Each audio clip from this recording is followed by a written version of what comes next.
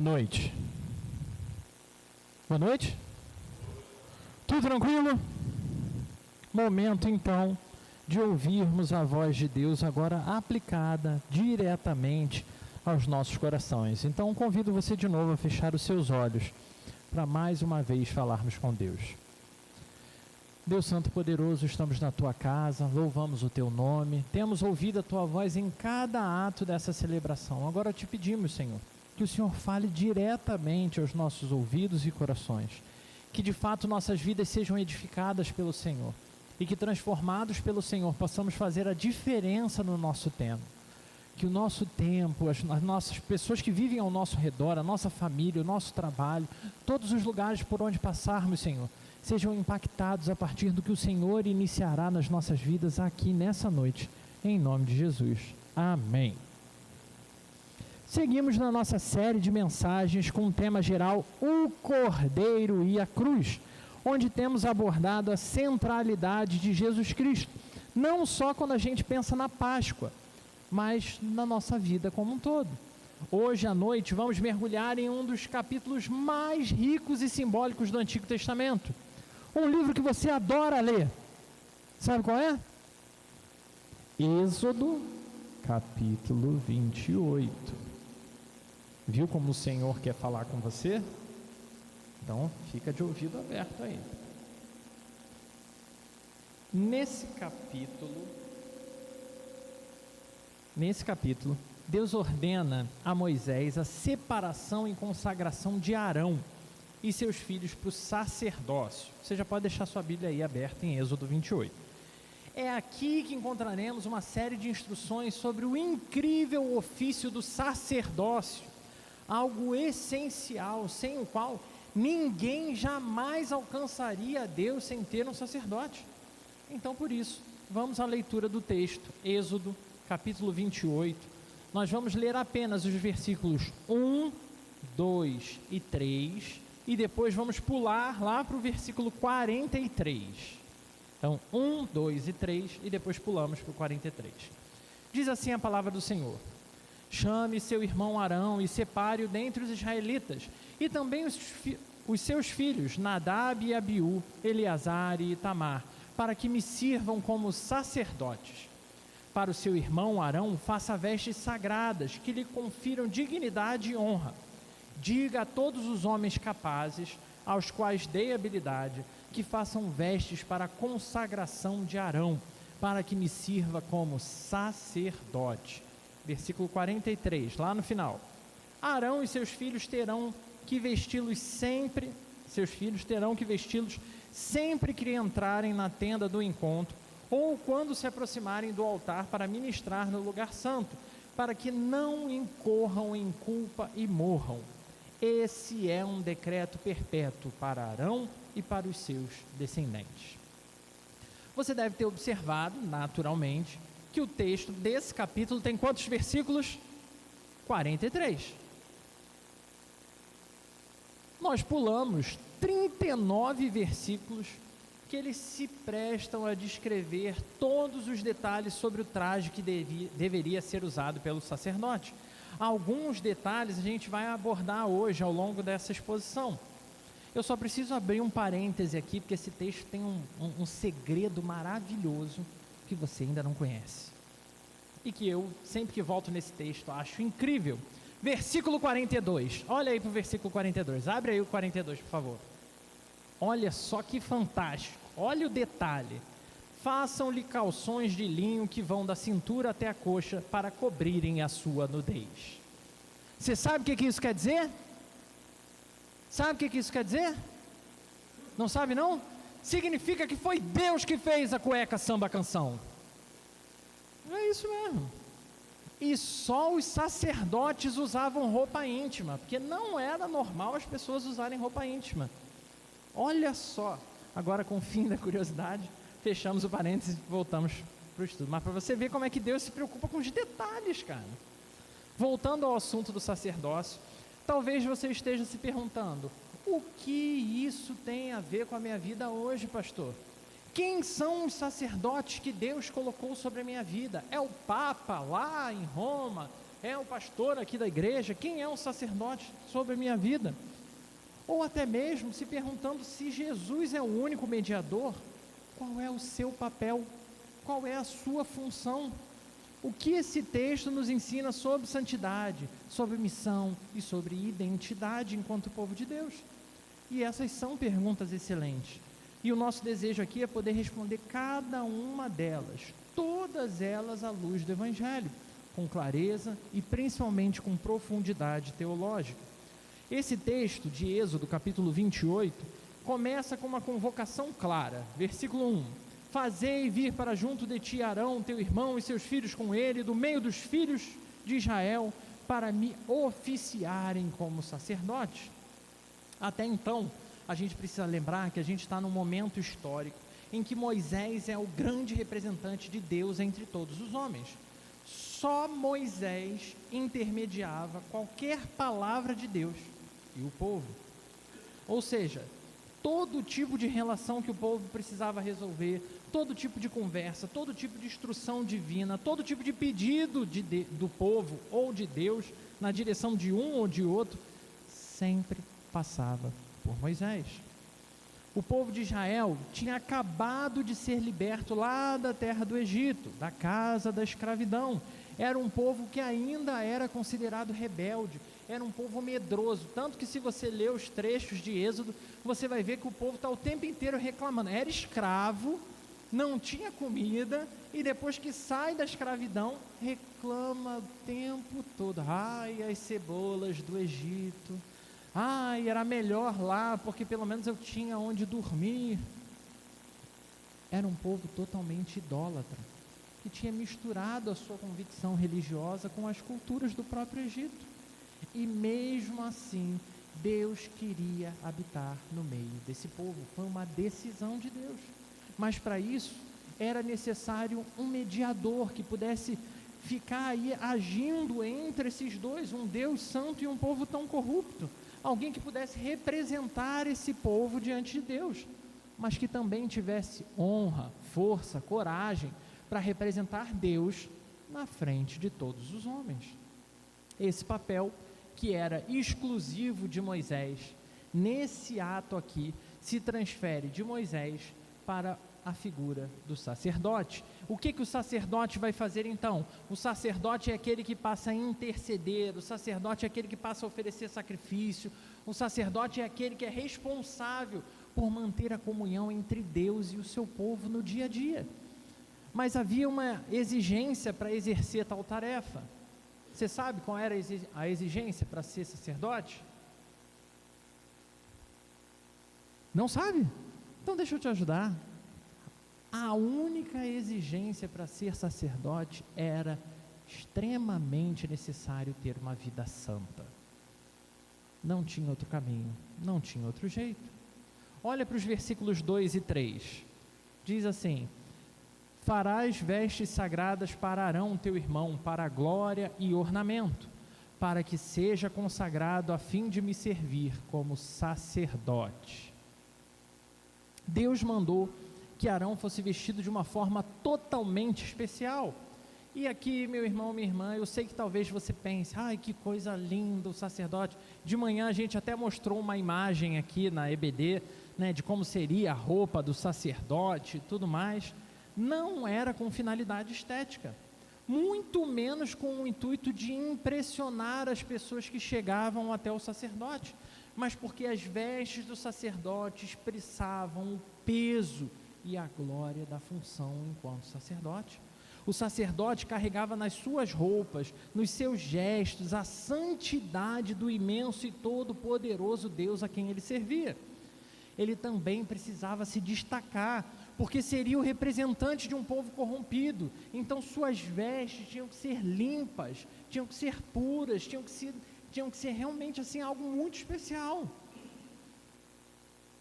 A ordenança era principalmente instrutiva ao povo, para que entendessem a necessidade da santificação e da purificação diante desse glorioso Deus.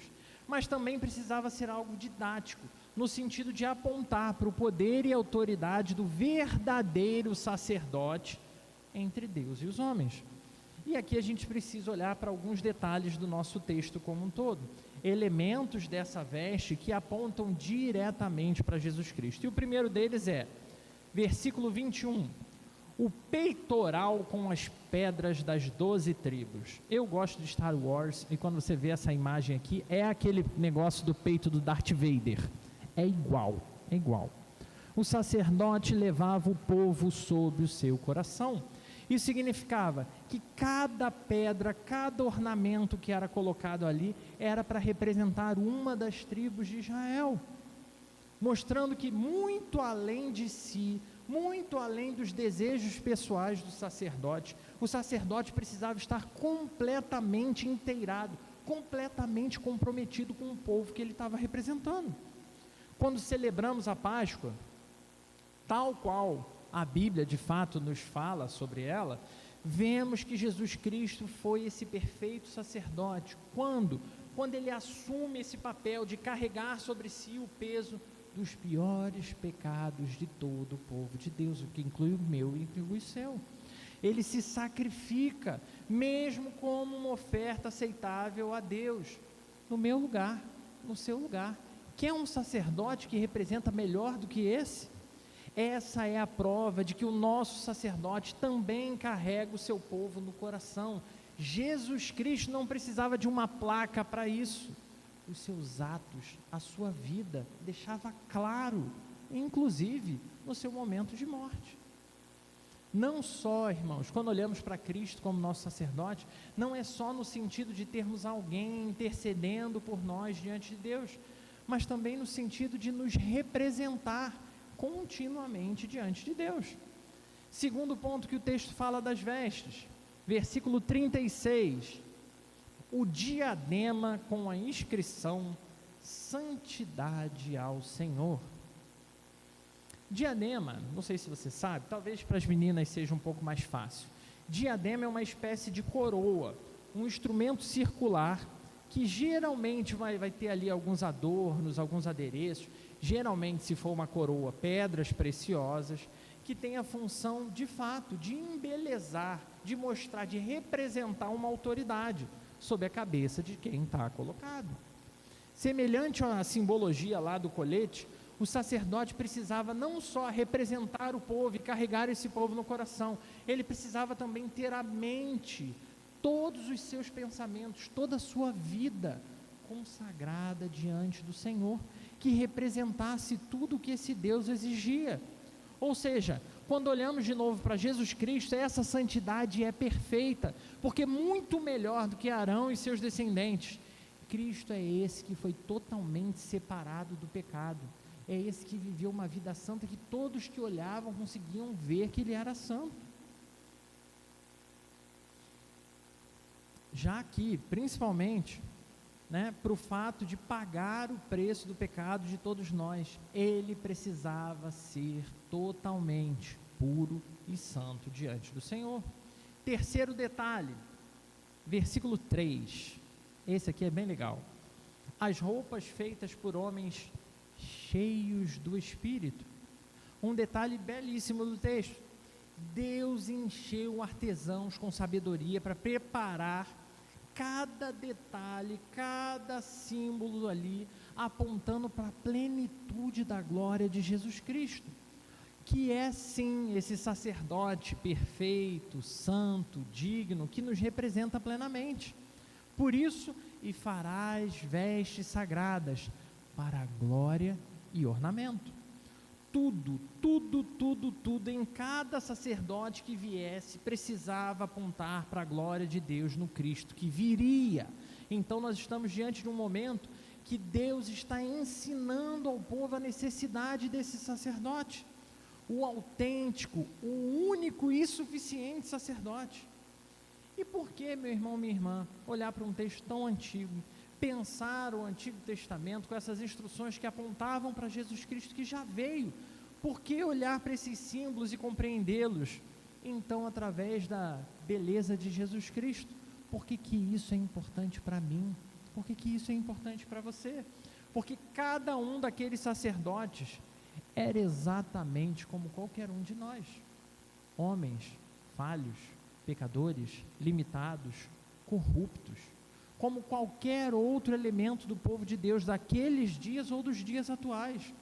E nesse quesito, todos falhariam em representar o povo diante de Deus, por mais que fizesse todo um rito de purificação. Nem mesmo Moisés ou os profetas poderiam representar o povo desse jeito.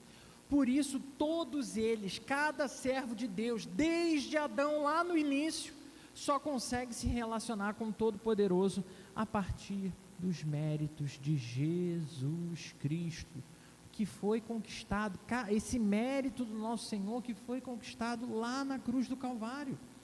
Se não for por Ele, não tem obra, não tem desfecho possível para nenhum mediador.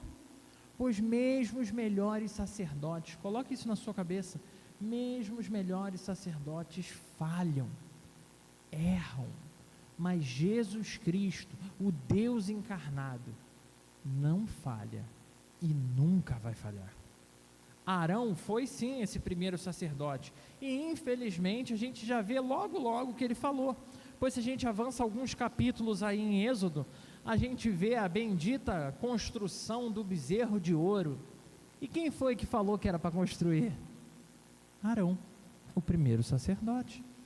E isso não está registrado lá na palavra de Deus por acaso, irmãos. Tem uma função importantíssima, por isso que eu preciso que você preste atenção. Saber que Arão foi esse sacerdote que falhou, nos ensina que nenhum sacerdote humano poderia cumprir perfeitamente seu papel. Nenhum pastor pode ser plenamente o que é exigido. Todos estavam marcados pelo pecado, e por isso manchados com o mal, manchados de uma forma que eles não têm direito de se apresentar diante de Deus, porque Deus é puramente bom. Mas assim como vimos quando falamos sobre os sacrifícios de animais no domingo passado, Deus não estava apontando para Arão, ou para qualquer outro sacerdote que viesse depois. Deus estava usando aquelas vestes, aqueles símbolos, aquelas instruções, aquela identidade daquela pessoa sacerdote, para apontar para alguém extremamente importante que viria, não da linhagem de Levi, mas como a gente ouviu hoje de manhã, segundo a ordem de Melquisedeque, lá em Hebreus capítulo 7, versículo 17. Isso significa que não precisava oferecer sacrifícios por si mesmo, porque esse sacerdote não tinha pecado, não tem motivo para ele precisar de sacrifício nenhum. Isso também significa que esse sacerdote não entrava num santuário feito por mãos humanas, mas ele entrava diretamente, passo a passo, no Santo dos Santos eterno do Senhor. E é no intuito de mostrar o quanto do Antigo Testamento, sejam em práticas culticas, seja em vida prática, que o livro de Hebreus foi escrito para abençoar nossas vidas hoje.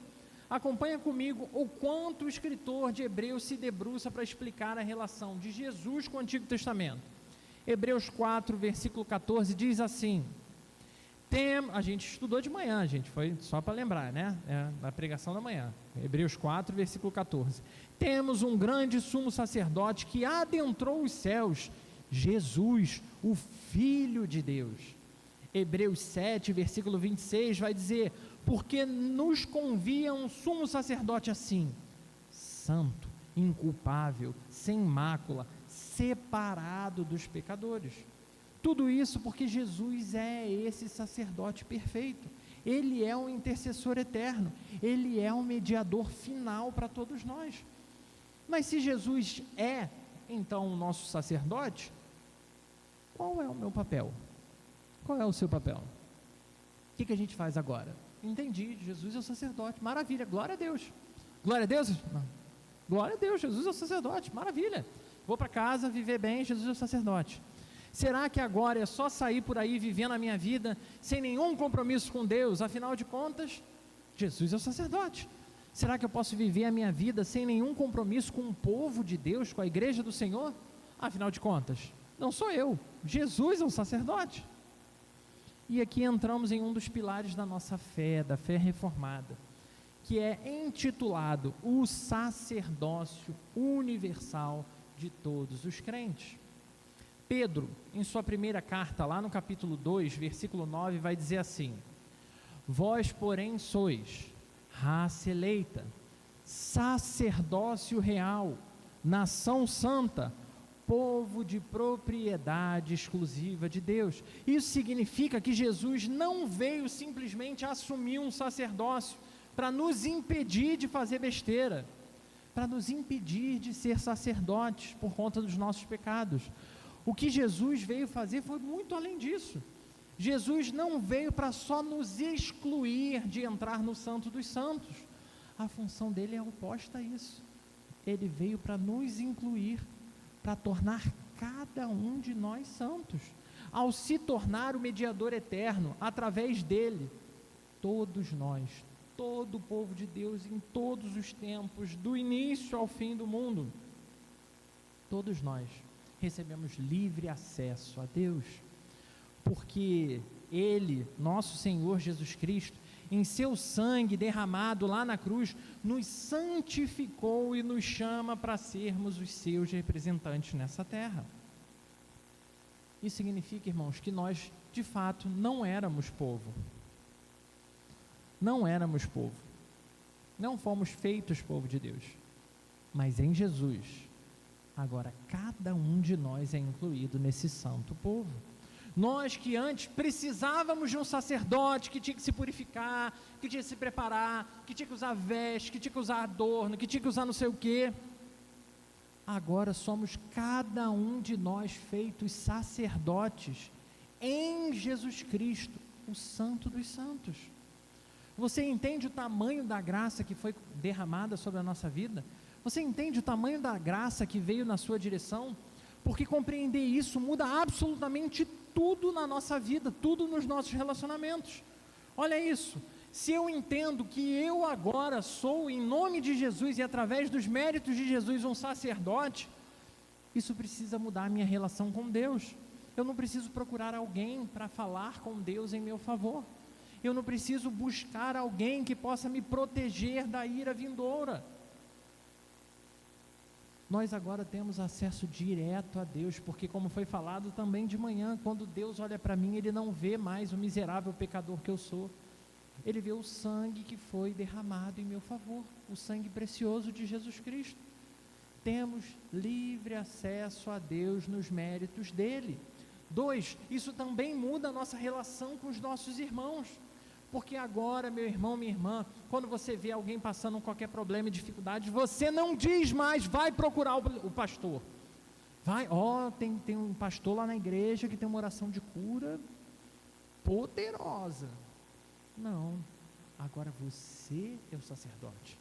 Você, em nome de Jesus, pode sim, e você tem autoridade recebida de Jesus Cristo para interceder pelo seu irmão. E isso não só para cura, irmãos, porque às vezes a gente trava na cura. É como a gente tem se reunido aqui às quartas-feiras, para pedir emprego, para pedir bênção, para pedir restauração de relacionamento, restauração de vida no Senhor. Nós recebemos autoridade de Jesus para fazer isso, intercedermos uns pelos outros. Mas isso também muda a nossa própria relação com o jeito que a gente vive, porque a gente precisa entender que tem responsabilidade de viver com santidade, como a gente leu em Êxodo 28, versículo 43, que disse assim, se você já esqueceu, para que não incorram em culpa e morram, este é um decreto perpétuo. Ou seja, a santidade que era essencial para o sacerdote, ainda continua sendo essencial. Então lembre-se, a santidade é um chamado inegociável de Deus para todos aqueles que são seu povo. Quando Deus escolheu Arão e seus filhos para o sacerdócio, Ele não apenas estava dando uma função para eles, não estava dando um cargo para eles, a CLT divina. Ele estava transmitindo a eles uma identidade que exigia separação. Por isso o versículo 43 é tão claro, para que não levem iniquidade e morram. E por isso que ele encerra dizendo, estatuto perpétuo, ou algumas traduções vão dizer, decreto eterno, será para ele e para a sua descendência depois dele. Ou seja, a santidade era e continua sendo uma questão de vida ou morte. Por quê? Porque Deus é santo, irmãos. E só é possível se aproximar do Deus santo se houver de fato uma vida de santidade. Como Pedro registrou lá na sua primeira carta, capítulo 1, 16, e todo mundo lembra de Pedro. Mas ninguém lembra que o que Pedro está fazendo é repetir a instrução de Levítico 11, 44. Qual é essa instrução? Sede santos, porque eu sou santo. Isso não mudou, isso não perdeu validade. Mesmo hoje no chamado tempo da graça, que todo mundo usa essa desculpa, né? Não, mas a gente vive no tempo da graça. A santidade continua sendo a marca do povo de Deus. É isso que nos distingue de todos os demais. Não existe essa de Deus me aceita como eu sou, sem qualquer compromisso, sem qualquer mudança, sem qualquer responsabilidade.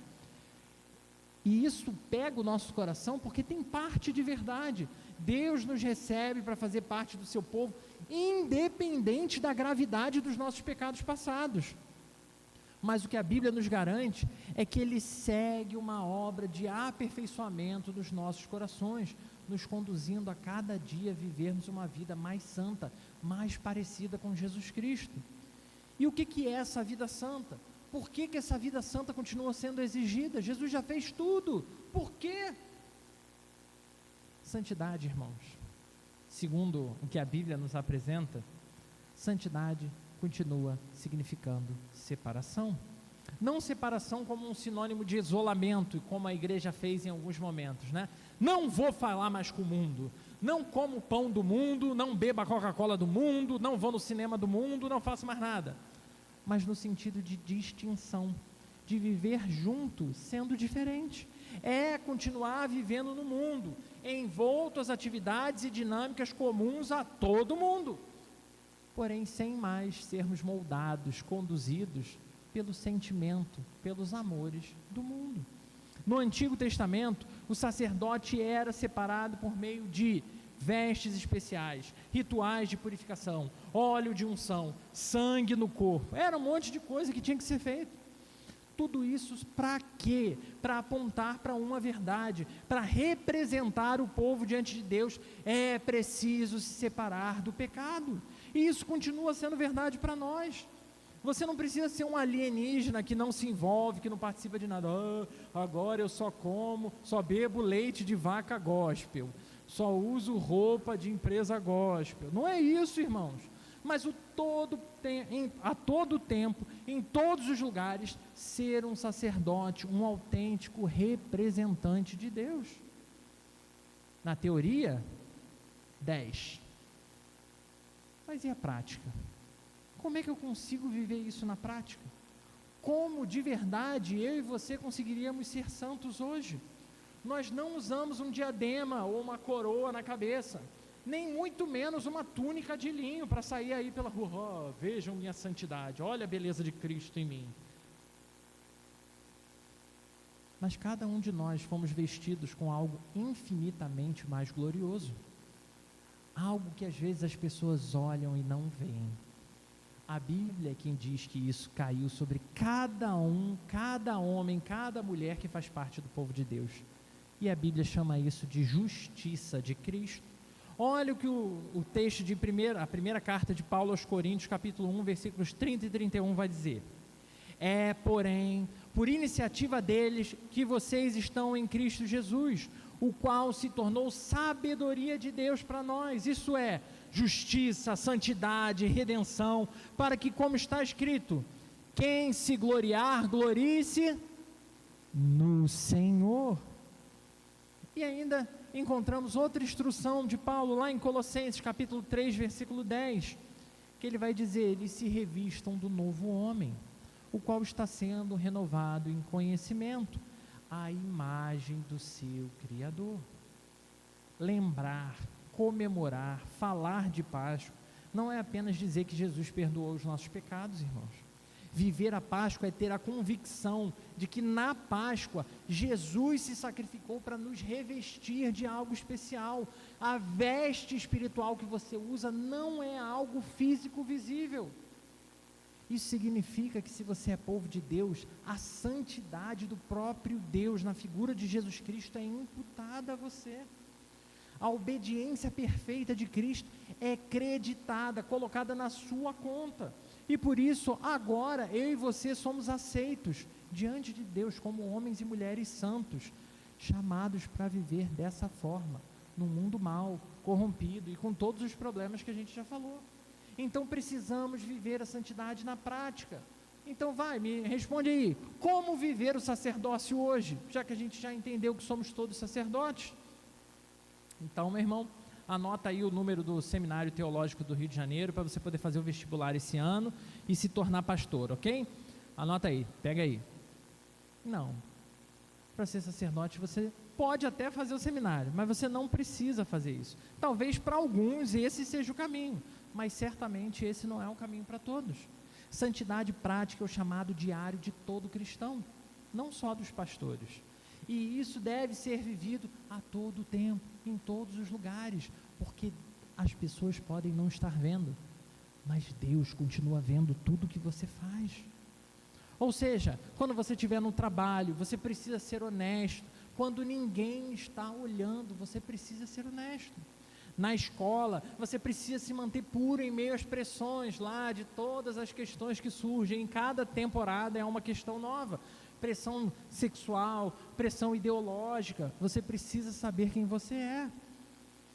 Isso significa que em casa, você precisa tratar a sua família com graça e paciência. Quantas vezes a gente vive relações, né, de pessoas que são de um jeito na igreja, né? Ai, minha esposa querida, serva do Altíssimo. Ai, meu filho amado, que menino abençoado. Aí chega em casa e o couro come. Não só com as crianças, mas também com a mulher. Precisamos tratar a nossa família em casa, com graça, com paciência. Na internet, resistir ao ódio, meu irmão, minha irmã. Basta você abrir qualquer rede social e é facinho você se estressar.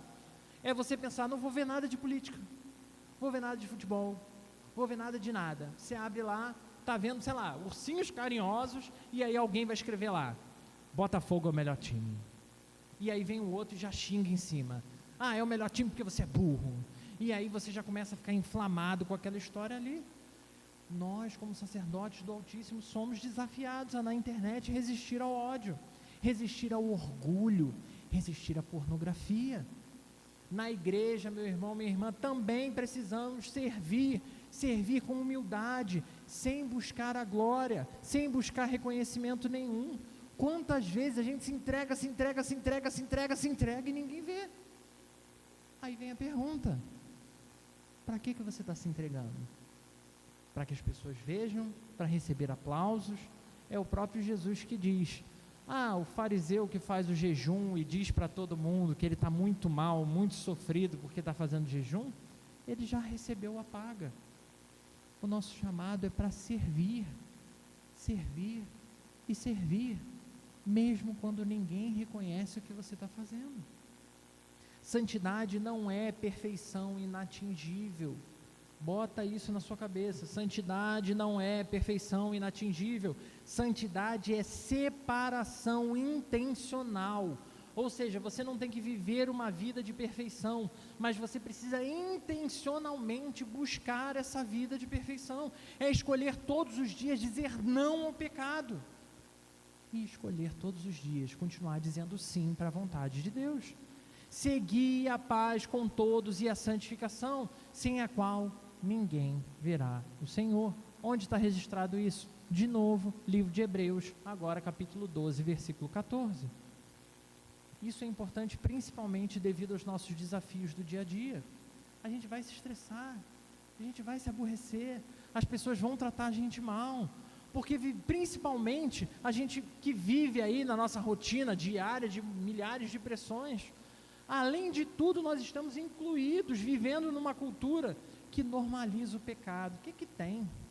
Todo mundo faz, sempre foi assim, dá em nada. Uma cultura que zomba da pureza, que despreza o arrependimento, que troca a verdade pelo que é conveniente, para defender o que na verdade eu já queria fazer. E tudo isso pressiona o cristão a baixar a guarda, tudo isso nos pressiona a vestir as roupas do mundo, abrindo mão das vestes de justiça que recebemos. Mas é Paulo que nos alerta: não vos conformeis com este século, mas transformai-vos pela renovação da vossa mente. Romanos 12, versículo 2. Nesse sentido, santidade é e sempre será, guarda aí, você que gosta aí, que é reacionário, né? Nesse sentido, santidade é e sempre será contra a cultura. É dizer, quando todo mundo estiver dizendo que é normal, que é natural, todo mundo faz, você vai olhar e vai dizer: eu sou de outro reino. É viver como quem foi comprado pelo sangue de Jesus Cristo. Mas ainda precisamos abordar um ponto importante no quesito sacerdócio, porque dá para entender muito do que foi exposto aqui, mas ainda tem aqueles que creem que precisam de outros mediadores, que precisam de pessoas para trazê-los até Deus. E vai ter gente que vai defender hoje que precisa pedir a Maria, porque você pede para a mãe que ela convence o filho, aí o filho fala com o pai e aí o pai faz. Vai ter gente que vai buscar a solução dos seus problemas conversando com santos canonizados. Afinal de contas, de alguma forma eles geraram mérito próprio diante de Deus. Tem gente que vai dizer: não, besteira esse negócio de ir em Maria, ir em santo. Não, nada disso. Eu vou lá na irmã Nelly, eu vou lá na irmã Nelly para ela orar pela minha vida, porque a irmã Nelly, quando ela ora, rapaz, o fogo desce. Ainda tem gente que acredita que existe alguém que pode representar humanamente melhor diante de Deus. Tem gente que vai buscar isso em líderes espirituais, pastores, bispos. E, irmãos, a Bíblia é direta quando ela fala sobre isso. É o Paulo que vai repetir quando ele fala lá na primeira carta a Timóteo, capítulo 2, versículo 5, dizendo: há um só Deus. Você concorda com Paulo? Então vamos lá, eu vou falar a frase, se você concordar, você fala amém, tá bom? Se não concordar, você fica calado. Há um só Deus, e um só mediador entre Deus e os homens. Quem é o mediador? Jesus Cristo. Então para que eu vou procurar o pastor Paulo para orar por mim? Aí tem uma outra função que você vai ter que vir na quarta-feira para saber. E aqui, assim como eu citei Maria, irmãos, Maria foi sim bendita entre todas as mulheres, mas é a própria Maria que vai declarar, e está registrado no Evangelho de Lucas: o meu espírito se alegra em Deus, no meu Salvador, falando de Jesus Cristo. Jesus salvou Maria. Nem Eva se compara a Maria, ela é a mais bem-aventurada de todas. Mas mesmo essa mulher incrível, super especial, era insuficiente sem Jesus. Ela também precisou de um mediador. E se essa mulher, que é a mais incrível de todas as mulheres, foi assim, o que falar dos pastores e líderes do nosso tempo? Eles são sim, irmãos, guias, mestres, servos do Senhor, mas nunca, jamais mediadores. Nenhum líder espiritual pode ocupar o lugar de Cristo. Hoje, infelizmente, a gente vê baboseira de gente batendo no peito e dizendo: eu sou o servo do Senhor. Você vai cobrar a dívida que eu fiz com você? Eu sou de Deus, rapaz. Se fosse mesmo, não tinha nem feito essa dívida desse jeito, né? Enfim. Nosso acesso ao Pai é um acesso direto, é um acesso seguro, é um acesso aberto. Pelo quê? Pelo sangue de Jesus. Então, por que colocar qualquer outra pessoa no meio desse caminho? Assim, irmãos, tendo ousadia para entrar no Santo dos Santos através do sangue de Jesus, é o que o autor de Hebreus vai nos desafiar a viver. Então, se já está aberto, se o caminho não precisa de mais ninguém para me levar até lá, então entremos por esse caminho. Então aproveitemos esse grande privilégio do sacerdócio cristão, pois é um grande privilégio e uma grande responsabilidade. Ao nos unir a Cristo, o sumo sacerdote, nós nos tornamos várias coisas. Olha só que lista incrível.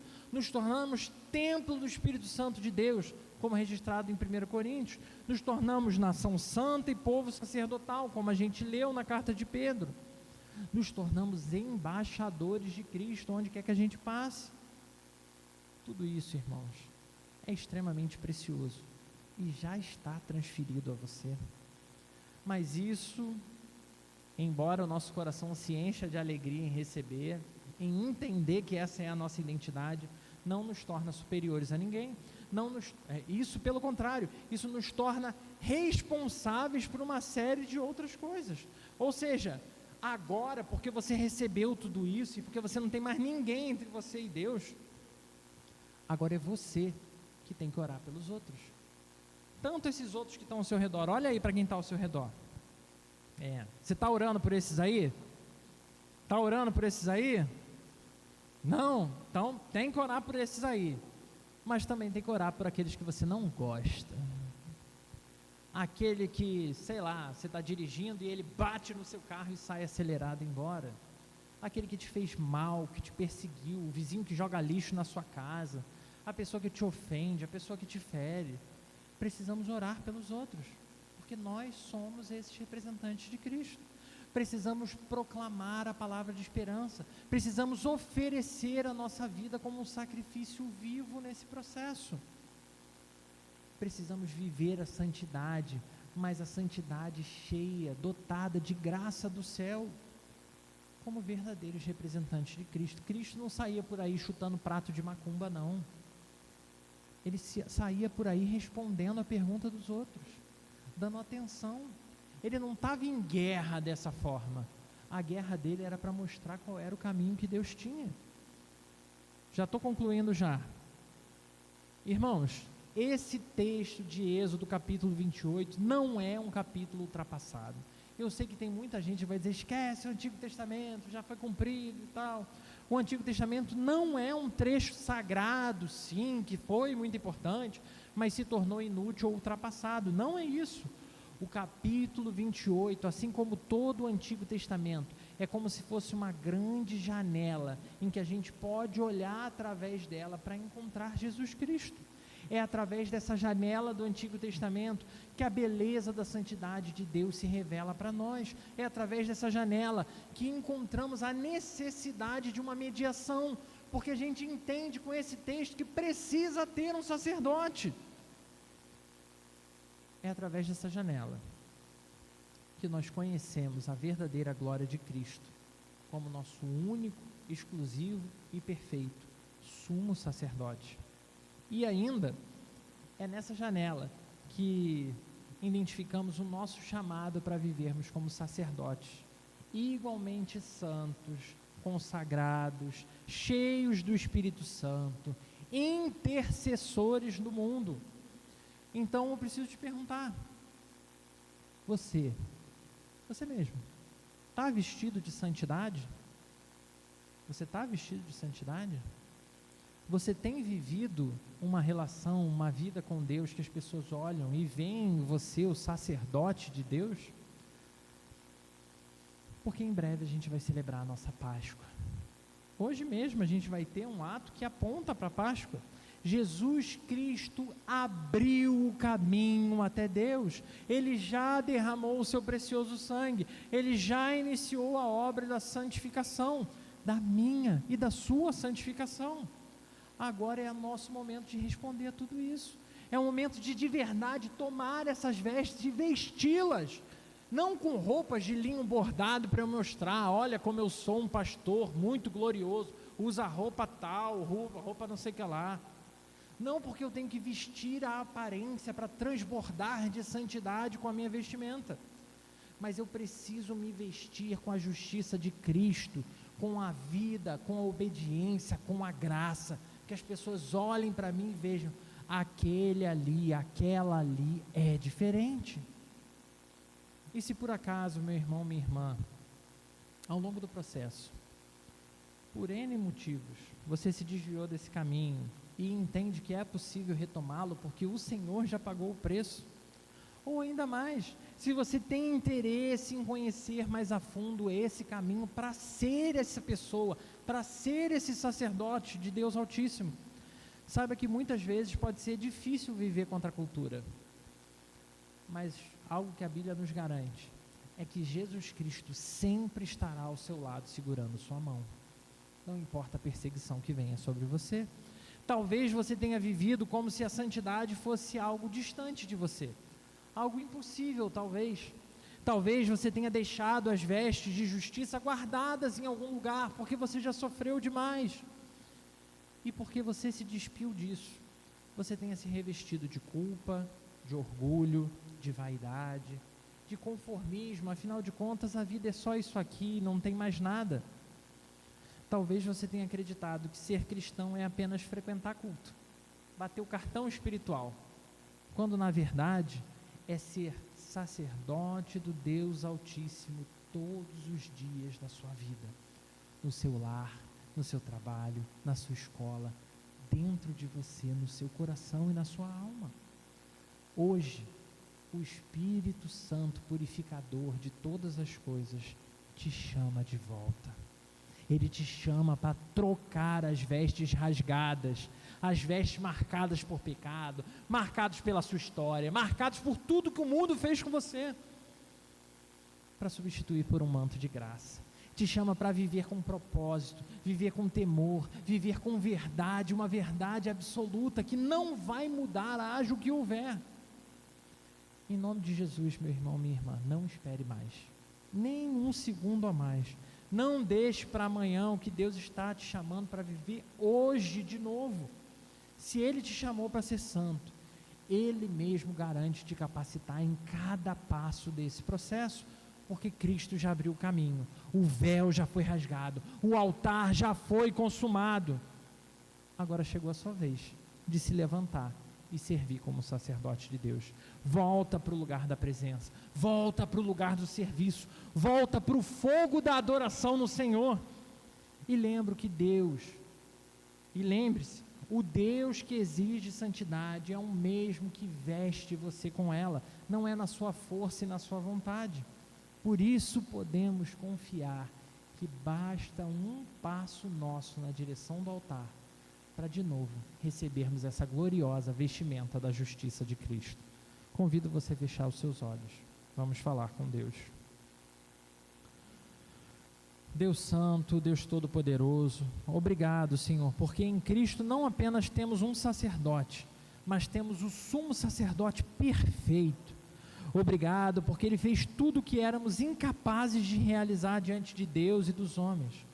E obrigado, Senhor, porque por meio dele, nós também fomos feitos sacerdotes, chamados para uma vida santa, uma vida intercessora, uma vida consagrada. Senhor, ensina-nos a viver com reverência e coragem, restaura diariamente a nossa santidade, restaura, Senhor, a nossa posição sacerdotal nos moldes perfeitos de Jesus Cristo. Senhor, nessa noite, restaura-nos diante do Senhor, em nome de Jesus. Amém.